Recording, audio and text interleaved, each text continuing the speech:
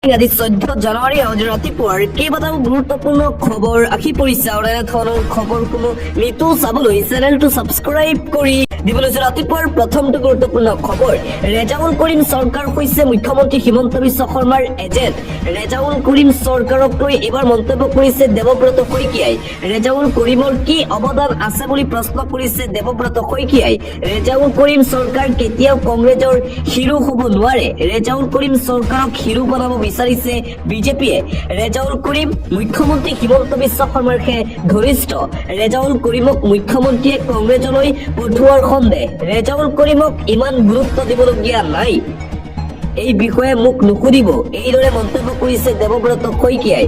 মহম্মদ তৈয়বুল্লাৰ নীতিৰে কংগ্ৰেছ চলিব পাৰে, কিন্তু মুছলিম লীগক সমৰ্থন কৰা ছাদুল্লাৰ নীতিৰে কংগ্ৰেছ নচলে। ছাদুল্লাৰ নীতিৰে চলে ভাৰতীয় জনতা পাৰ্টিৰ দল।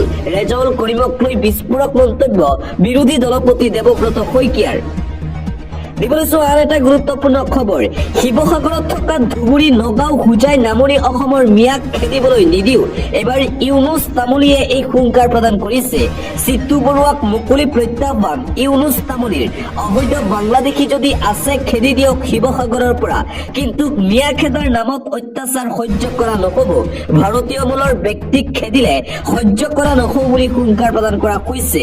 ধুবুৰী, নগাঁও, হোজাইৰ ব্যক্তিক খেদিব নোৱাৰিব। নামনি অসমৰ কোনো ব্যক্তিক টাৰ্গেট কৰিবলৈ দিয়া নহ'ব, অন্যথা আমিও হাত সাৱটি বহি নাথাকো বুলি হুংকাৰ প্ৰদান কৰা হৈছে। বাংলাদেশী খেদক, কিন্তু নামনিৰ মানুহক খেদিলে সহ্য কৰা নহ'ব। মই সন্মুখত থাকি এই লোকসকলৰ বাবে যুঁজিম। চিট্টু বৰুৱাৰ হুংকাৰৰ পিছতেই প্ৰতিক্ৰিয়া প্ৰকাশ কৰিছে ইউনুছ তামুলীয়ে। কোনো কাৰণতেই উজনি অসমৰ পৰা মিয়া লোকক খেদিবলৈ দিয়া নহ'ব বুলি মুকলি প্ৰত্যাহ্বান ইউনুছ তামুলীৰ। এই মুহূৰ্তত জনাই যোৱা বিগ ব্ৰেকিং নিউজ, বিধানসভা নিৰ্বাচনৰ পূৰ্বে বিপদত পৰিছে পশ্চিমবংগৰ মুখ্যমন্ত্ৰী মমতা বেনাৰ্জী। মমতা বেনাৰ্জীৰ বিৰুদ্ধে CBI তদন্তৰ দাবী কৰিছে ইডিয়ে। উচ্চতম ন্যায়ালয়ত 14টাকৈ অপৰাধৰ তদন্তৰ দাবী ইডিৰ। তদন্তৰ দাবীৰে উচ্চতম ন্যায়ালয়ত আবেদন দাখিল কৰিছে ইডিয়ে। চীন চৰকাৰৰ নতুন ঘোষণা, যিসকল চৰকাৰী উচ্চ পদস্থ বিষয়াৰ সন্তান বিদেশত পঢ়ি আছে বা দীৰ্ঘ সময় ধৰি বিদেশত কাম কৰি আছে বা বেলেগ দেশৰ নাগৰিকত্ব লৈছে, চীন চৰকাৰে সেইসকল বিষয়াক পদবীৰ পৰা অপসাৰণ কৰাৰ সিদ্ধান্ত লৈছে। ৰাষ্ট্ৰীয় সুৰক্ষাৰ ক্ষেত্ৰত ভাবুকি আহিব পাৰে বুলিয়ে এই সিদ্ধান্ত গ্ৰহণ কৰিছে চীন চৰকাৰে। ইৰাণত ফাঁচি দিয়া হ'ব 26 বছৰীয়া এৰফানক। আলী খামেনি বিৰোধী আন্দোলনত প্ৰথম মৃত্যুদণ্ড। ইৰাণত আলী খামেনি চৰকাৰৰ বিৰুদ্ধে ৰাজপথলৈ ওলাই আহিছিল এৰফান চুলতানী নামৰ 26 বছৰীয়া যুৱক। যোৱা 8 জানুৱাৰীত আৰক্ষীয়ে তেওঁক গ্ৰেপ্তাৰ কৰিছিল। দেওবাৰে ইৰাণৰ আদালতে তেওঁক মৃত্যুদণ্ডৰ শাস্তি ঘোষণা কৰিছে। কেইবাটাও আন্তঃৰাষ্ট্ৰীয় সংবাদ মাধ্যমে প্ৰকাশ কৰিছে যে যিকোনো মুহূৰ্ততেই এৰফানক ফাঁচি দিয়া হ'ব পাৰে। আন এটা বিগ ব্ৰেকিং নিউজে মুহূৰ্তত আহি পৰিছে। পুনৰবাৰ ৰাহুল গান্ধী আৰু গান্ধী পৰিয়ালক লৈ বিস্ফোৰক মন্তব্য মুখ্যমন্ত্ৰী হিমন্ত বিশ্ব শৰ্মাৰ। যেতিয়ালৈকে ৰাহুল গান্ধী থাকিব তেতিয়ালৈকে বিজেপিয়ে সদায় সহজতেই নিৰ্বাচনত জয়ী হৈ থাকিব। গান্ধী পৰিয়ালে কেৱল নিজৰ পৰিয়ালৰ কথাহে চিন্তা কৰে, ভাৰতৰ নাগৰিকৰ কথা কেতিয়াও চিন্তা নকৰে। এইদৰে ৰাহুল গান্ধীৰ সন্দৰ্ভত পুনৰবাৰ মন্তব্য কৰিছে মুখ্যমন্ত্ৰী ডক্টৰ হিমন্ত বিশ্ব শৰ্মাই।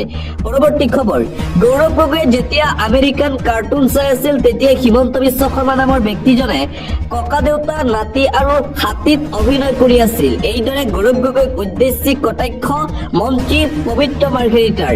মুখ্যমন্ত্ৰী ডক্টৰ হিমন্ত বিশ্ব শৰ্মাৰ নেতৃত্বাধীন ৰাজ্য চৰকাৰৰ দিনত ভাৰতীয় ৰিজাৰ্ভ বেংকে অসমখনক ভাৰতৰ 28খন ৰাজ্য আৰু 8খন কেন্দ্ৰীয় শাসিত ৰাজ্যৰ মাজত সৰ্বাধিক অৰ্থনৈতিকভাৱে আগবাঢ়ি যোৱা ৰাজ্য বুলি স্বীকাৰ কৰিছে। গৌৰৱ গগৈয়ে এইবোৰ কথা কেতিয়াও বুজি নাপাব। এইদৰে মুখ্যমন্ত্ৰী হিমন্ত বিশ্ব শৰ্মাক প্ৰশংসা কৰাৰ লগতে গৌৰৱ গগৈৰ বিৰুদ্ধে সৰব হৈ পৰিছে মন্ত্ৰী পবিত্ৰ মাৰ্ঘেৰিটা।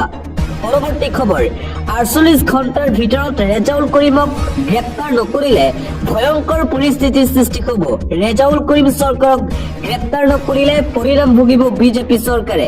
ৰেজাউল কৰিমক যিকোনো প্ৰকাৰে গ্ৰেপ্তাৰ কৰিব লাগিব। সময়সীমা বান্ধি দিয়া হৈছে লাচিত সেনাৰ ফালৰ পৰা। গ্ৰেপ্তাৰ নকৰিলে বন্ধ কৰি দিয়া হ'ব উজনি অসম। বাংলাদেশী মূলৰ ৰেজাউলে কিয় ক'ব বৰ অসমৰ কথা? ন কংগ্ৰেছী ৰেজাউল কৰিম চৰকাৰৰ বিৰুদ্ধে আক্ৰমণাত্মক ৰূপত শৃংখল চলিখা বৰ অসমৰ কথা খিলঞ্জীয়া ভূমিপুত্ৰই ক'ব। উজনি অসমত ক্ষমা খুজিব লাগিব ন কংগ্ৰেছী ৰেজাউল কৰিম চৰকাৰে। অদ্ভুত মন্তব্যৰ পিছতো কিয় জেললৈ প্ৰেৰণ কৰা হোৱা নাই? বীৰ লাচিত সেনাৰ 22জন ল'ৰা বিনা দোষত জেলত সোমাই আছে, কিন্তু কিয় ৰেজাউল কৰিমক এই পৰ্যন্ত জেললৈ পঠোৱা হোৱা নাই? দাবী নামানিলে অচল কৰি দিয়া হ'ব উজনি অসম। বন্ধৰ সময়ত উদ্ভৱ হোৱা অপ্ৰীতিকৰ পৰিস্থিতিৰ বাবে দায়ী হ'ব বিজেপি চৰকাৰ। চিন্তামণিগড়ত কেতিয়া চলিব চৰকাৰৰ বলডজাৰ? যোৰহাট, শিৱসাগৰ, তিনিচুকীয়াত আছে সন্দেহজনক মিয়া মানুহ। বীৰ লাচিত সেনা অসম সদায় ধুতিৰ লগত থাকিব, লুঙিৰ লগত নাথাকে। এইদৰে ৰেজাউল কৰিম চৰকাৰৰ বিৰুদ্ধে পুনৰবাৰ এই হুংকাৰ প্ৰদান কৰিছে বীৰ লাচিত সেনাৰ নেতা শৃংখল চলিখাই। বাংলাদেশৰ হিন্দুসকলক লৈ এইবাৰ মুখ্যমন্ত্ৰী হিমন্ত বিশ্ব শৰ্মাৰ ঘোষণা। বাংলাদেশৰ হিন্দুৰ সৈতে আমি সদায় আছো। বাংলাদেশৰ হিন্দুসকলে যাতে চুবুৰীয়া দেশখনৰ পৰা কোনো ধৰণৰ অসুবিধা নাপায় তাৰ বাবে ভাৰত চৰকাৰক অনুৰোধ কৰিম বুলি বৰাকত এই মন্তব্য কৰিছে হিমন্ত বিশ্ব শৰ্মাই। আমচুৰ প্ৰাক্তন সভাপতি তথা ন কংগ্ৰেছী ৰেজাউল কৰিম চৰকাৰক লৈ এইবাৰ মন্তব্য কৰিছে নীলিম দত্তই। নীলিম দত্তই কিছু সময় পূৰ্বে ফেচবুক পোষ্টৰ জৰিয়তে কৈছে যে শিৱসাগৰক ধুবুৰী বনাই, ধুবুৰীক শিৱসাগৰ বনাই, বৰাকত শিৱসাগৰ বনাই, তিনিচুকীয়াক ধুবুৰী বনাই একেলগে একত্ৰিত কৰিম। সমন্বয়ৰ বাৰ্তাৰে, উন্নয়নৰ বাৰ্তাৰে একেলগে অসমখনক আগুৱাই লৈ যাম। ৰেজাউল কৰিম চৰকাৰে মাত্ৰ এইখিনি কথাই কৈছিল। ইয়াত ইমান কি আপত্তিজনক কথা আছে যে তেওঁক অপমানিত কৰি সেই বক্তব্য প্ৰত্যাহাৰ কৰি ক্ষমা খুজিবলৈ বাধ্য কৰা হৈছে। শিৱসাগৰৰ জনসাধাৰণ প্ৰথম শ্ৰেণীৰ নাগৰিক আৰু ধুবুৰীৰ জনসাধাৰণ দ্বিতীয় শ্ৰেণীৰ নাগৰিক নেকি যে তেওঁলোকক অৱজ্ঞা কৰা হৈছে?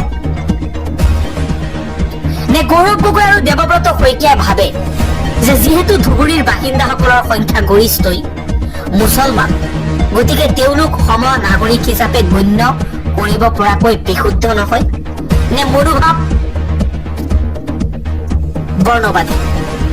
যিসকলে ধুবুৰীৰ মিয়া মুছলমান বাসিন্দাক দ্বিতীয় শ্ৰেণীৰ নাগৰিক বুলি ভাবে তেওঁলোকে পাহৰি নাযাব যে তেওঁলোকে এতিয়াও অসমীয়া মাধ্যমৰ বিদ্যালয়লৈ যায়, অসমীয়াতে লিখে, লোকপিয়লত নিজৰ ভাষাটো অসমীয়া বুলি লিখে।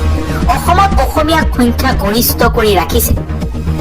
গৌৰৱ গগৈৰ সন্তান বা দেৱব্ৰত শইকীয়াৰ সন্তানেও অসমীয়া মাধ্যমত পঢ়া শুনা কৰা নাই। এনে এটা নন ইছ্যুক লৈ গৌৰৱ গগৈ আৰু দেৱব্ৰত শইকীয়াই ৰেজাউল কৰিম চৰকাৰক বলিষ্ঠভাৱে ডিফেণ্ড কৰাতকৈ হিউমিলিয়েট কৰাৰ পৰা কংগ্ৰেছৰ নেতৃত্ব কিমান মেৰুদণ্ডহীন সেই কথা উন্মোচিত হৈছে বুলি মন্তব্য কৰিছে ফেচবুক পোষ্টৰ জৰিয়তে নীলিম দত্তই।